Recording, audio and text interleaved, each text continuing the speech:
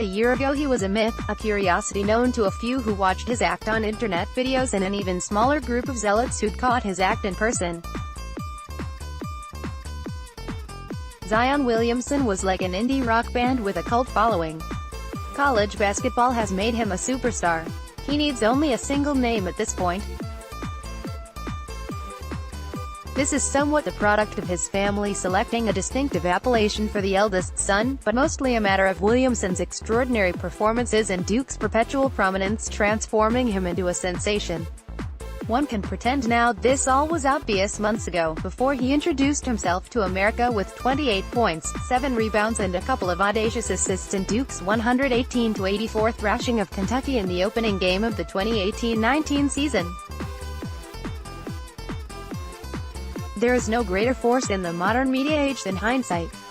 But the internet has an enduring memory.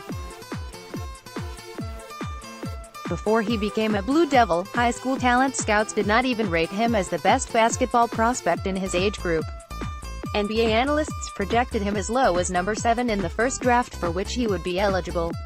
More, Zion less Duke not without flaw versus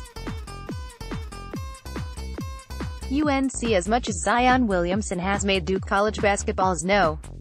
one team this season, Duke has made Zion.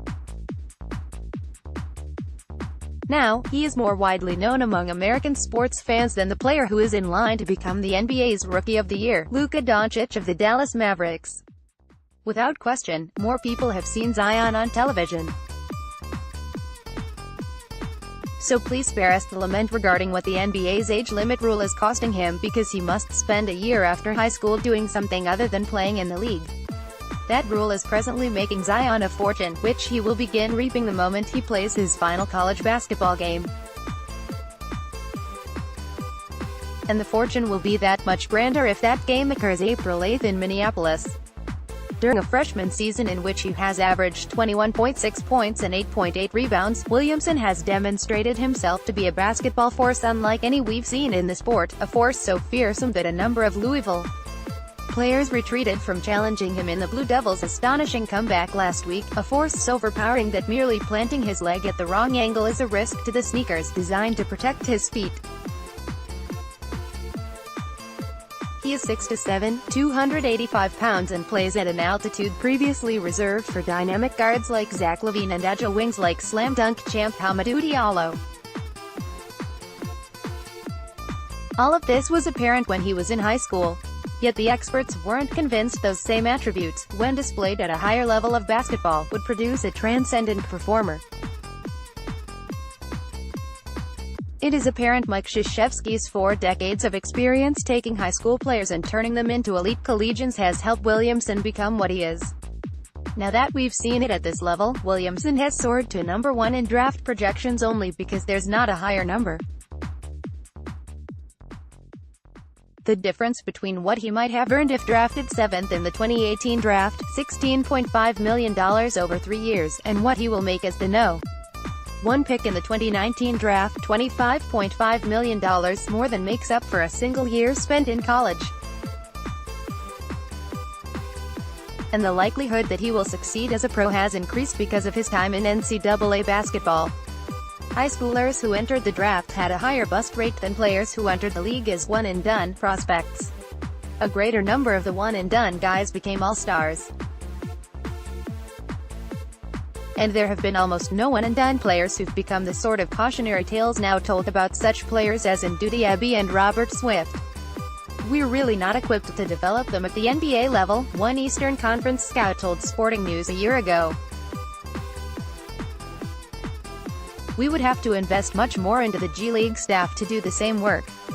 We take for granted what they get taught in college. More, quit the comparisons. Zion something basketball hasn't seen. One could argue that Williamson has learned enough under Krzyzewski to prosper in the NBA, and that returning now would only expose him to the potential for injury.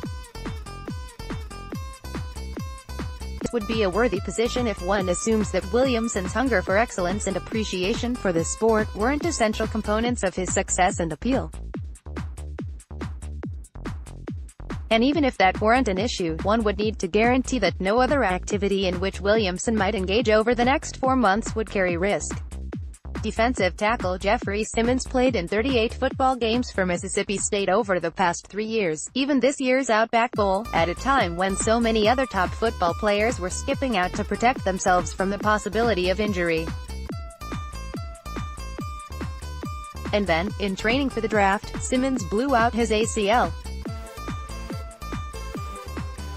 Williamson could choose not to return to the Blue Devils, and he certainly would not incur any in-game or in-practice injuries. But he can't avoid any sort of exertion. It's an irrational position to suggest he should cease to play at this point. Even if he were to be injured, and although NCAA rules do not allow Williamson to be compensated as he plays, he does carry an $8 million insurance policy against the possibility of a career-threatening injury. Only this week, Zion told NCAA.com that he would have chosen to play in college even if the age limit rule were not in place. Part of his burgeoning appeal as a brand is his obvious passion for the game and affection for his teammates. Shutting it down also would be bad business. The NCAA tournament is a showcase that will elevate Zion's profile to an even greater degree. The Duke-Zion relationship has worked beautifully for both, and the reality is that it has been far more lucrative for the player. Duke hasn't struggled to sell a basketball ticket for decades. Its games have been nationally broadcast for years. That machine stepped a singular force of nature, Zion, who will emerge more mature, more accomplished, more marketable. That's how college is supposed to work.